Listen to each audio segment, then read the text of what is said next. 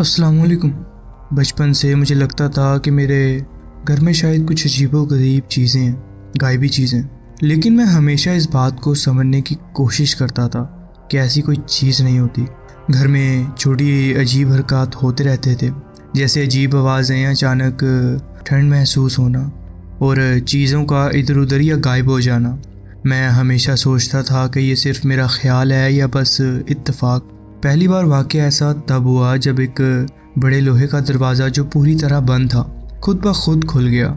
उस वक्त मैं और मेरे वालिदा बाहर बैठकर एक दादा के बारे में बात कर रहे थे जो कुछ दिन पहले इंतकाल कर गए थे। ये बात और भी अहमियत रखती थी क्योंकि मेरे दादा इस घर में पैदा हुए थे और यही ज़िंदगी गुजारी थी उन्होंने। सालों तक मैं इन सब चीज़ों को समझने की कोशिश करता रहा, लेकिन 2021 में मैंने दिलचस्पी की वजह से अजीबो-गरीब चीज़ों के बारे में पढ़ना शुरू किया। उसके बाद से मैंने और भी ऐसे लम्हे देखे जो समझे जा ही नहीं सकते। कभी कभी मुझे लगता है कि शायद इसलिए कि मैं इन चीज़ों को मानने लगा हूँ या फिर मैं इन पर ज़्यादा ध्यान देने लगा हूँ, इसलिए ये सब मेरे साथ ही होता है। लेकिन वो वाक़या जो मेरी सोच को पूरी तरह बदल गया वो तब हुआ जब मैं अपने चाचू के साथ कराची के सदर के एक मशहूर पुराने होटल वहाँ रुका था। कुछ दिन के लिए मैंने वहाँ स्टे किया। हमारा कमरा अलग फ्लोर पर था। एक दिन शॉपिंग करके जब मैं अपने कमरे में वापस आया तो कमरे का कार्ड काम नहीं कर रहा था। मैं नीचे रिसेप्शन गया तो मैनेजर ने कहा कि शायद दरवाजे की बैटरी ख़त्म हो गई है। उन्होंने कहा कि चलो मैं मेंटेनेंस भेजता हूँ थोड़ी देर तक, लेकिन कोई नहीं आया। फिर एक और स्टाफ मेंबर ने कार्ड चेक किया और कहा कि ये कार्ड तो इस कमरे के लिए रजिस्टर्ड ही नहीं है। आखिर उन्होंने सही कार्ड दिया और मैं कमरे में गया। जल्दी थी इसलिए कपड़े बदल कर शूज़ पहन रहा था और मेरी नज़र बेडरूम की सफ़ेद दीवार पर एक साया पर पड़ी। वो एक आदमी का साया था जो टोपी पहने चल रहा था और धीरे धीरे हल्का और तेज़ हो रहा था, यानी कभी वाजिया नज़र आता था और कभी गायब हो जाता था पूरी तरह। हैरान होकर मैंने उसको दोबारा समझने की कोशिश की, लेकिन वो दीवार या वो कमरे में कोई नहीं था। उसी रात जब मैं सोने लगा था तो एक अजीब आवाज़ मुझे सुनने को मिली।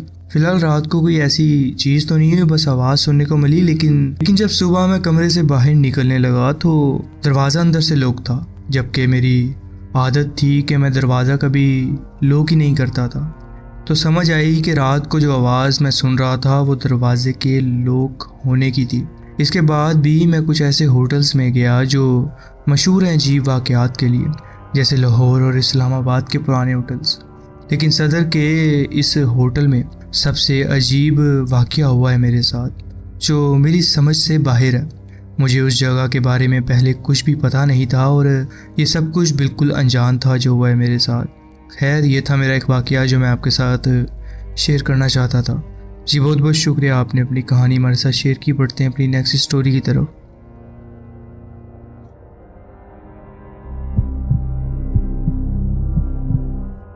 अस्सलाम वालेकुम। आज से तकरीबन 15 साल पहले मेरे साथ एक ऐसा वाक़या हुआ जो मुझे इस गायबी चीज़ों पर यकीन करने पर मजबूर कर देता है। मैं अपनी मिड-20s में था, कराची में रहता था और अचानक डिसाइड किया कि एक रोड ट्रिप पर जाता हूँ मरी की तरफ। ये फ़ैसला बिल्कुल आखिरी लम्हे में हुआ था मेरे। सिर्फ मैं और मेरा वफ़ादारी साथी, मेरा बड़ा कुत्ता जिसका नाम शेरू था।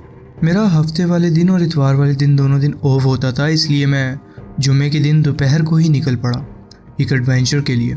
उस वक्त मेरे पास ज़्यादा पैसे नहीं थे, इसलिए मरी में रुकने के बजाय मैंने एक सस्ती मोटल चूज़ की जो एबटाबाद के एक छोटे शहर के करीब थी। ये शहर एक पुराना माइनिंग एरिया था और मोटल भी बिल्कुल सिंपल था, सिर्फ सोने के लिए एक कमरा। मैं रात 9 बजे के करीब वहाँ पहुँचा और देखा कि पार्किंग एरिया कंस्ट्रक्शन गाड़ियों से भरा हुआ था। थोड़ा अजीब लगा मगर मैंने ज़्यादा सोचा नहीं। चेक इन करने के बाद मैं शेरू को लेकर थोड़ा बाहर घूमने गया और वापस आ गया। रात को मैंने थोड़ा टीवी देखा और फिर सो गया, क्योंकि मैं हमेशा गहरी नींद सोता हूँ और बीच रात कम ही उठता हूँ। लेकिन इस दफ़ा एक अजीब हरकत से मेरी नींद खुली। शेरू भी परेशान था, जैसे कोई हरकत महसूस कर रहा हो वो। तभी मैंने देखा एक आदमी मेरे कमरे के अंदर था। वो अचानक एंट्री डोर की तरफ से आया था, लेकिन मैंने दरवाज़ा खोलते हुए नहीं देखा। एक पल कमरा खाली था और दूसरे पल वो आदमी वहाँ चल रहा था। वो एक आम मजदूर जैसा लग रहा था। ब्राउन रंग, स्याह बाल और शेव की हुई थी उसने, और कपड़े सही तरह के पहने हुए थे उसने। उसके हाथ में एक लोहे का लंच बॉक्स था और एक बोतल थी, जैसे कि वो असल में कोई मजदूर हो। मैं बिल्कुल चुप रहा, सिर्फ अपना सर हल्का सा उठाया और देखता रहा। शेरू भी उस आदमी को घूर रहा था मगर भौंक नहीं रहा था। मेरे जहन में बहुत सारी बातें आईं और तभी उस आदमी की नज़र मुझ पर पड़ी। वो आदमी मुस्कुराया, एक दोस्ताना मुस्कान थी, जैसे कि कह रहा हो कि घबराओ मत। लेकिन उसका अचानक वहाँ होना इतना अजीब था कि मेरा जिस्म सख्त हो गया था, मैं परेशान हो गया था। मेरे दिल ने कहा कि यहाँ से भाग जा। शायद उसने मेरी वो टेंशन महसूस कर ली थी, क्योंकि उसका चेहरा थोड़ा परेशान हो गया था। फिर उसने कुछ नहीं कहा और धीरे से कमरे के एक कोने से गुजरता दूसरी दीवार में गायब हो गया। ये मेरे लिए बहुत हैरान कुन बात थी। शायद आप इस बात पर यकीन भी ना करें, लेकिन कभी कभार मैं सोचता हूँ कि ये सिर्फ मेरा एक सपना था, लेकिन ये इतना रियल था कि मुझे लगता था कि उस रात जो कुछ हुआ वो असल है। मैं फ़ौरन उठकर दीवार के पास भी गया था, लेकिन वहाँ कोई नहीं था। वहाँ से हल्की हल्की आवाज़ें आ रही थीं, जैसे एक आदमी बात कर रहा हो आपस में। एक ग्रुप कंस्ट्रक्शन वर्कर था। मैं और शेरू दोनों चुप रहे। वो भी परेशान था, उसके कान हिल रहे थे, वो कुछ सुनने की कोशिश कर रहा था। कुछ देर बाद हम दोनों चुप हो गए और दोबारा सो गए। सुबह जब उठकर देखा तो एक साथ वाला कमरा खाली था। कंस्ट्रक्शन वर्कर्स चले गए थे वहाँ से। मैं बहुत परेशान था, लेकिन किसी को बताने की हिम्मत नहीं थी मुझ में। मैंने चेकआउट किया, शेरू को गाड़ी में बिठाया और दिन भर पहाड़ में घूमता रहा और वापस कराची लौट गया। जो कुछ हुआ उसे लफ्ज़ों में बयान करना मुश्किल है। वो आदमी बड़े इरादे वाला नहीं लग रहा था, बस ऐसा लग रहा था जैसे वो कुछ करने आया हो। शायद वो एक्सपेक्ट नहीं कर रहा था कि मैं उसे देख लूँगा। डर मुझे उसकी शख्सियत से नहीं लगा, बल्कि इस बात से कि मैंने कुछ ऐसा देखा जो समझ से बाहर था। शेरू का रिएक्शन और साथ वाले कमरे से जो आवाज़ें मैं सुन रहा था, और एक पल के लिए तो मुझे ये भी लगता है कि शायद ये सपना था ही नहीं। उसके बाद मैंने वहाँ कभी कोई स्टे नहीं किया। मैं आपको इसकी एग्जैक्ट लोकेशन नहीं बता सकता, फिर भी ये था फ़िलहाल मेरा एक वाक़या जो मैं आपके साथ शेयर करना चाहता था। जी बहुत बहुत शुक्रिया, आपने अपनी कहानी हमारे साथ शेयर की। बढ़ते हैं अपनी नेक्स्ट स्टोरी की तरफ। अस्सलाम वालेकुम, मेरा नाम मायरा है।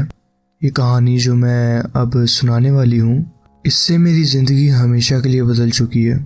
ये एक ऐसे वाक़ये की दास्तान है जो सिर्फ एक याद बनकर नहीं रहा, बल्कि मेरी हर सोच, हर जज्बात और मेरी पूरी ज़िंदगी को हमेशा के लिए बदल गया। आज भी जब उस रात का मंज़र आँखों के सामने आता है तो एक अजीब सी ठंडक मेरी रूह तक महसूस होती है। ये सिर्फ एक कहानी नहीं, बल्कि मेरी ज़िंदगी का वो सच है जो कभी ना कभी किसी ना किसी को सुनाना ज़रूरी है। उस वक्त मैं सिर्फ 19 साल की थी, एक आम सी तालिबे इल्म जो यूनिवर्सिटी के पहले साल में नए दोस्तों और नए तजुर्बों का मज़ा ले रही थी। हम सब नए जज्बों से भरे हुए थे और हर नई चीज़ को एक्सप्लोर करना चाहते थे। हर एडवेंचर का शौक़ भी कुछ ज़्यादा ही था।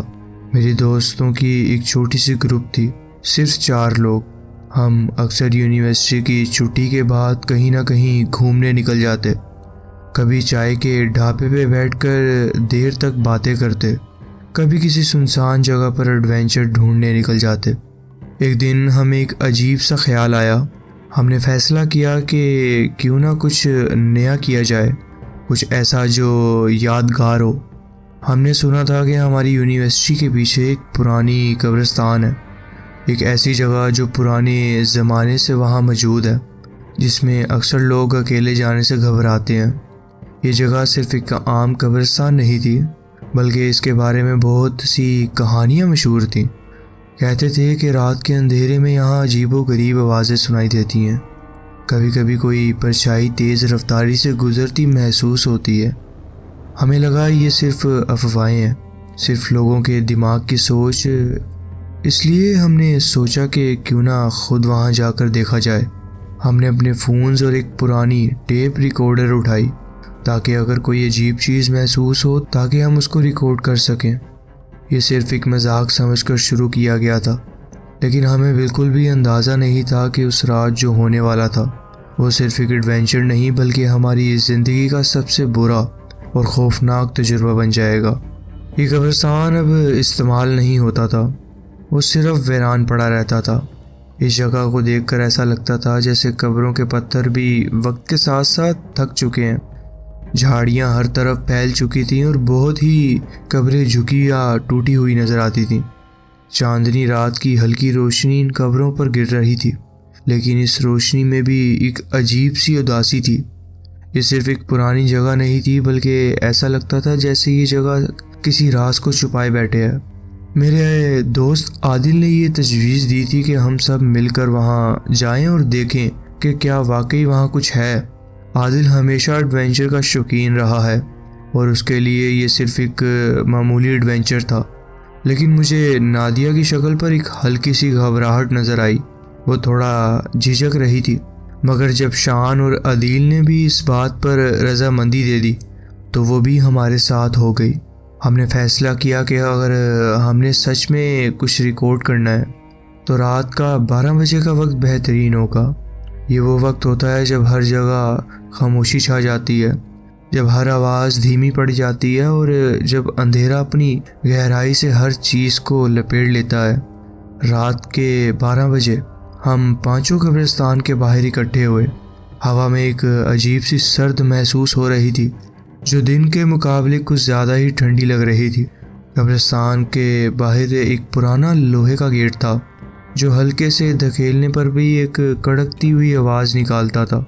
जब हम वहाँ खड़े थे अचानक मेरी कमर में एक अजीब सी ठंडक महसूस होने लगी। ऐसे लगा जैसे किसी ने हल्की सी उंगलियाँ मेरी कमर पर रख दी हों। एक पल के लिए मुझे लगा कि शायद ये सिर्फ मेरा वहम है, लेकिन फिर मुझे महसूस हुआ कि कोई चीज़ वहाँ मौजूद है, कोई जो सिर्फ हमें देख रही है बल्कि हमारे बीच से गुजर रही है। कब्रों के दरमियान एक मौजूदगी सी थी, जैसे कोई दीवार के पीछे छुप कर देख रहा हो या फिर कोई सांस लेने का इम्तिहान ले रहा हो। हवा एकदम से थोड़ी और सर्द हो गई और एक अजीब सी बदबू हवा में घुलने लगी, ऐसी बदबू जो पुरानी मिट्टी से भरी कब्रों से निकलती थी। मेरी जान सी जाने वाली थी, जैसे मेरे पैर वहाँ जम गए हों, जैसे किसी ने मुझे एक नज़र ना आने वाली जंजीर से जकड़ लिया हो। सांस लेने में भी मुश्किल हो रही थी, दिल इतना जोरों से धड़क रहा था कि लगता था कि किसी भी वक्त सीने से निकल के बाहर आ जाएगा। हर एक हर्फ जो मेरे अंदर था, हर एक सोच, हर एक जज्बात चीख चीख कर मुझे रोक रहा था। कहीं ना कहीं एक अजीब सी आवाज़ दिल के किसी कोने से उठ रही थी, मायरा मत जा, वापिस चली जा। लेकिन फिर एकदम आदिल की आवाज़ ने मुझे झटका दिया, मायरा जल्दी आओ। उसकी आवाज़ में एक बेचैनी थी, लेकिन उसके लफ्ज़ों में अब भी मजाक था, जैसे उसके लिए ये सिर्फ एक मस्ती थी, एक एडवेंचर। मगर मेरे लिए नहीं, मेरे लिए ये सिर्फ मस्ती नहीं थी। मुझे लग रहा था जैसे कोई छुपी नज़र मुझे देख रही है, जैसे कोई छुपी हुई ताकत इस इंतज़ार में है कि मैं पहला कदम अंदर रखूं। बाकी सब अपनी टॉर्चों के साथ अंदर चले गए थे। उनकी टॉर्च की रोशनी कब्रों पर पड़ रही थी और हर जगह छोटी छोटी परछाइयाँ हिल रही थी। ये परछाइयाँ सिर्फ हमारी टॉर्च की वजह से थी या शायद कुछ और भी था। मैंने बिना जज्बात को दबाए, मैं नहीं चाहती थी कि सब मुझे बुज़दिल समझें। हमने ये मस्ती के लिए प्लान किया था और अगर मैं यहीं रुक जाती तो सब मुझे मजाक का निशाना बनाते।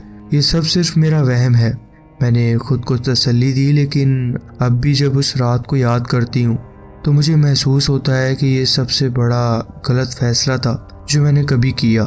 अगर मैं उस रात वहाँ से पलट जाती तो शायद जो कुछ भी हुआ वो ना होता, शायद हम सब भी वही होते जो उस रात कब्रिस्तान में जाने से पहले थे। लेकिन जो होने वाला था उसने सिर्फ मेरी सोच नहीं, मेरी पूरी ज़िंदगी हमेशा के लिए बदल देनी थी। यार ये जगह तो बहुत करीबी है, आदिल ने कहा अपनी टॉर्च कब्रों की गहरी सफ़ों की तरफ घुमाते हुए। उसकी आवाज़ में पहले जितना जज्बा नहीं था, जैसे अंदर ही अंदर उसे भी महसूस हो रहा हो कि हम किसी ऐसी जगह आ चुके हैं जहां हमें नहीं आना चाहिए था। हवा सर्द थी, लेकिन ये वो ठंडक नहीं थी जो आमतौर पर रात के वक्त महसूस होती है। ये एक अजीब सी सर्द लहर थी जो सिर्फ जिस्म को नहीं बल्कि अंदर तक सर्दी कर रही थी। जैसे कोई ना दिखने वाली चीज़ हमारे गिर्द लिपट ले रही हो। हवा में मिट्टी की एक बस छोटी सी महक थी, मगर उसके साथ एक और अजीब सी बू थी, पुरानी सीलन भरी। आसपास एक गहरी खामोशी थी, ऐसी खामोशी जो सिर्फ सुनने में नहीं महसूस होने वाली होती है। जैसे आसपास सब कुछ मुर्दा हो, सिर्फ हवा चल रही हो और कभी कभी कोई दूर कहीं पत्तों की हल्की सी सुरसराहट सुनाई देती थी। यही एक आवाज़ थी जो इस सुनसान जगह में ज़िंदगी की निशानी दे रही थी।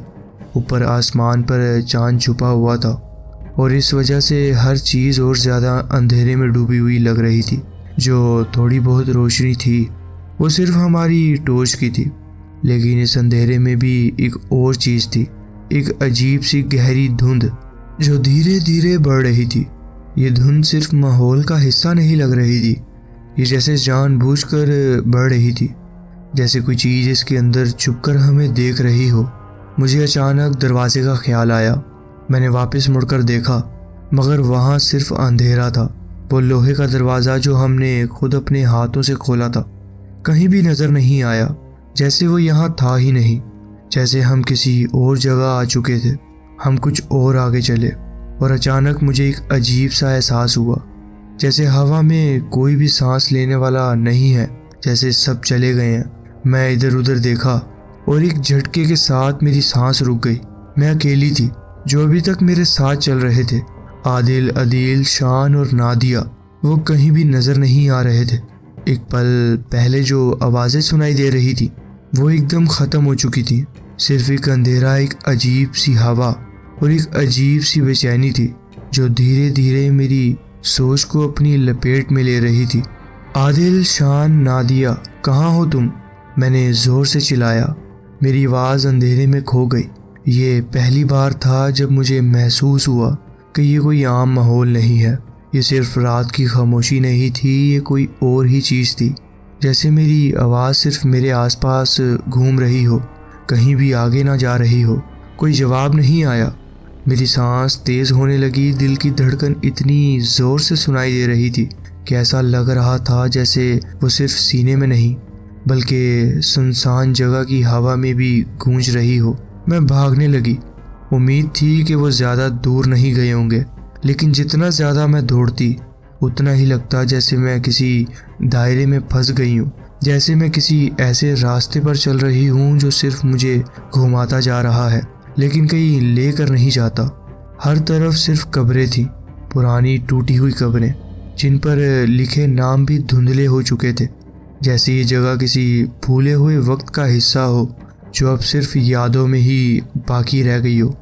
मैंने अपना मोबाइल निकाला ताकि किसी को कॉल करूं, लेकिन कोई सिग्नल नहीं था। नहीं, ये कैसे हो सकता है? मैंने मोबाइल हवा में उठाकर इधर उधर घुमाया, लेकिन कोई फ़ायदा नहीं हुआ। मेरी उंगलियां ठंडी पड़ रही थीं, हाथ कांप रहे थे। मैंने अपनी टॉर्च से चारों तरफ देखा, लेकिन सिर्फ कब्रें ही कब्रें नज़र आ रही थी। मेरी आंखों में आंसू भरने लगे। मुझे अब समझ नहीं आ रहा था कि मैं किस तरफ जाऊं। हर जगह एक जैसी लग रही थी और उस वक्त मुझे एक और चीज़ महसूस होने लगी, एक अजीब सी निगाह जो अंधेरे में छुपकर मुझे देख रही थी। तभी मैंने कुछ देखा, एक ऊंचा सा साया, कम से कम 10 फुट लंबा।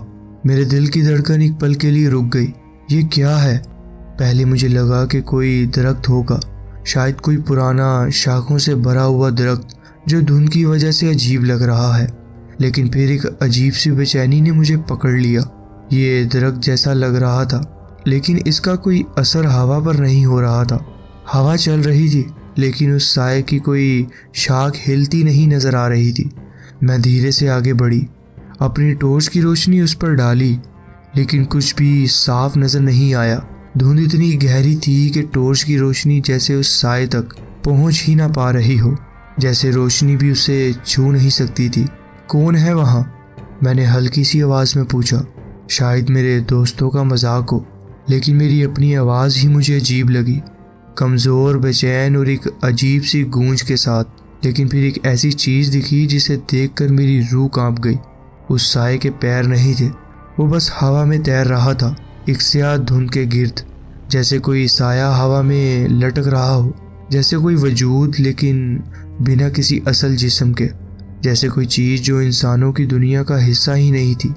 मैं पसीने से भीग गई थी, दिल जोरों से धड़क रहा था, होश संभालने की कोशिश की लेकिन पैर जैसे अपनी जगह जम गए थे। मुझे वहाँ से भागना चाहिए था लेकिन मैं बस वहाँ बेबस खड़ी थी।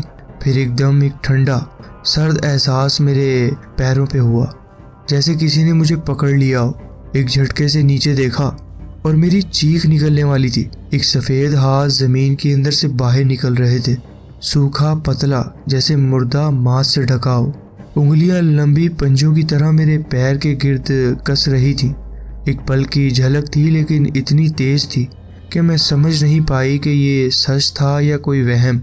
मैं ज़ोर से गिर गई, हाथों से मिट्टी को पकड़ने की कोशिश की लेकिन जिसे भी देखा वो वापस ज़मीन में घुस रहा था। लेकिन ऐसा लग रहा था जैसे सब कुछ ज़मीन में जा रहा हो। मैंने सांस फुलाकर ऊपर देखा, वो साया गायब हो चुका था लेकिन एक अजीब सी फिजा अब भी वहाँ थी, जैसे कोई मुझे देख रहा हो, जैसे कोई अब भी यहीं कहीं हो। मैं सीधा उठती और भागती चली गई। मुझे कुछ नहीं चाहिए था, ना दोस्तों की फिक्र, ना रात की परवाह, सिर्फ जान बचानी थी। मुझे सिर्फ यहाँ से निकलना था। अगर किसी तरह बच गई तो कभी भी वापस नहीं लौटूंगी। हवा तेज हो गई थी, जैसे कोई चीज़ मेरे पीछे दौड़ रही हो। हर एक सांस तेज और भारी लग रहा था।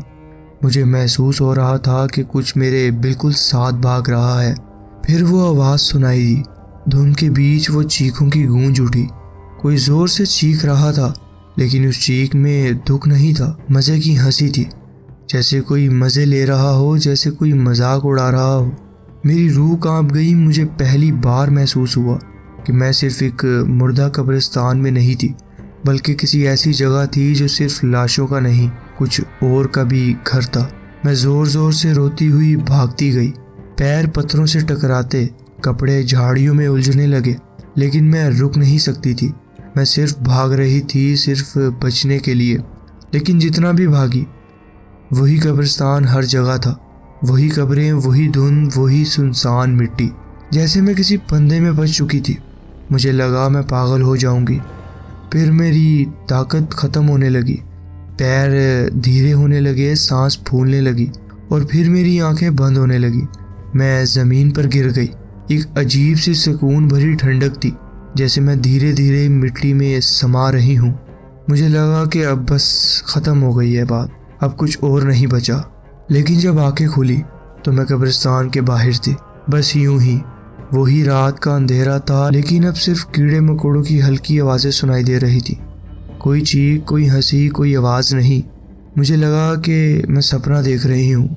लेकिन जब उठने लगी तो मेरी कमर और घुटनों के पीछे एक अजीब सी जलन महसूस हुई। मैंने नीचे देखा, मेरी खाल जो थी वो लाल हुई हुई थी, जैसे किसी ने ज़ोर से मुझे पकड़ा हो। और सिर्फ लाल निशान नहीं, बल्कि वाजिया हाथों के निशान दिख रहे थे।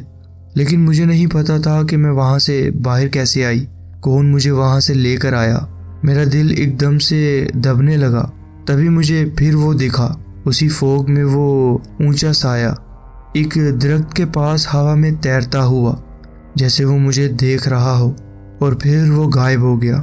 क्या उसी ने मुझे यहाँ से निकाला था? मैं कुछ कह नहीं सकती थी। अगर उस साये ने मुझे वहाँ से निकलने दिया तो क्यों? अगर वो एक बुरा साया था तो मुझे क्यों छोड़ा? अगर वो अच्छा था तो मेरे दोस्तों को क्यों ले गया? मेरे जहन में लाखों सवाल घूम रहे थे लेकिन कोई जवाब नहीं था।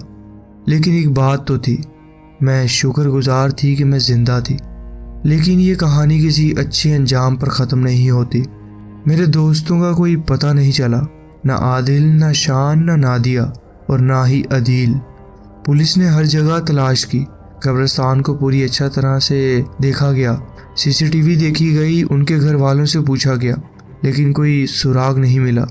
जैसे वो सब बस हवा में घुल गए हों, एकदम से गायब, जैसे कभी थे ही नहीं। मैंने शहर छोड़ दिया, अपनी यूनिवर्सिटी बदल दी, अपना सब कुछ पीछे छोड़ दिया।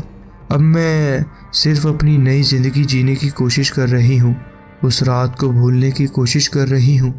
लेकिन कभी कभी मैं अब भी उस रात का डरावना ख्वाब देखती हूँ। एक बहुत गहरी धुंध, कोई भुलाता हुआ वो लंबा सा साया और उस हल्की सी हंसी, जैसे कोई मज़े ले रहा हो।